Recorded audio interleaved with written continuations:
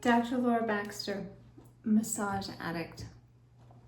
Today we're going to talk about what degenerative joint disease is. It has a funny name, DJD or DDD, Degenerative Disc Disease.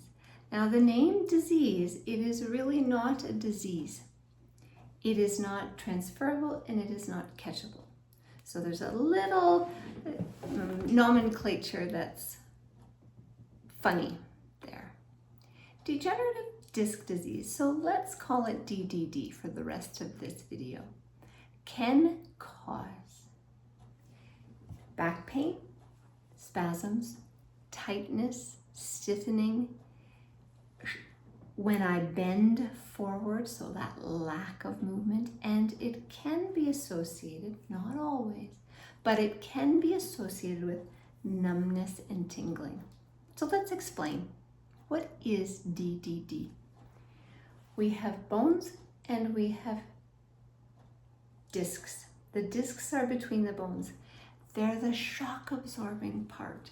They're spring. So what happens is these lose their fluidity, they lose their flexibility, and they lose their capability. That means they lose their water content. This does happen with trauma, this does happen with age, and it does happen when the spine hasn't been moving or aligned for a long period of time. So the discs narrow, think they're getting squished. It doesn't happen overnight. They're getting squished. Then what happens is the body doesn't like that. The body tightens up, stiffs up, actually wants to protect that area.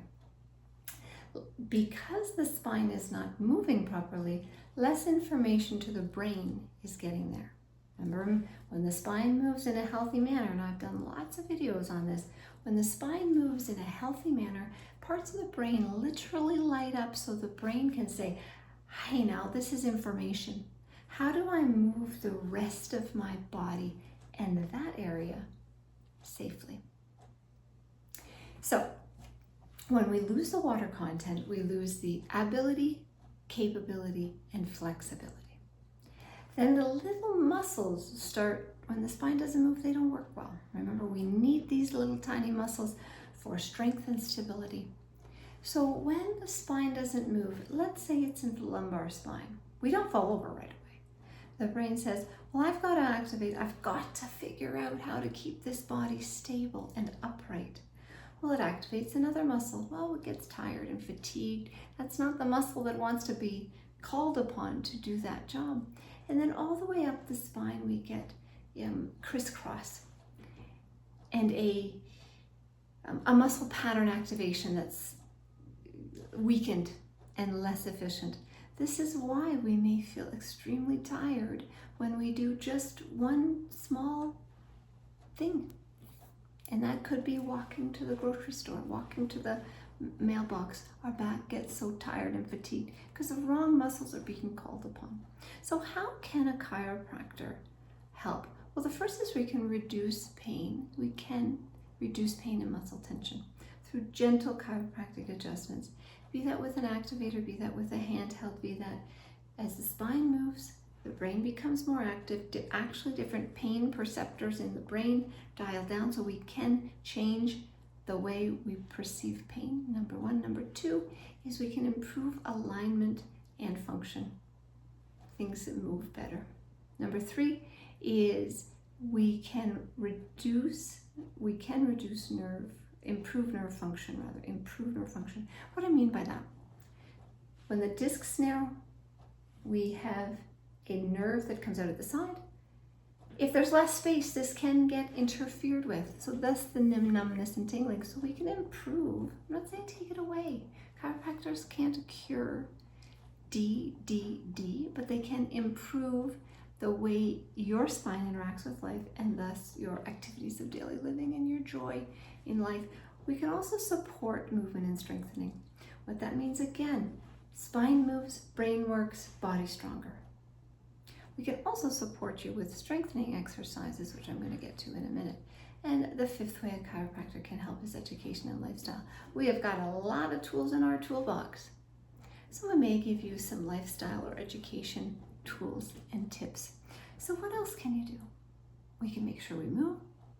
We can absolutely be mindful of our posture, and we can perhaps use other pain relieving strategies, be that stretches, be that exercises, be that hot, cold, be that massage, be that acupuncture.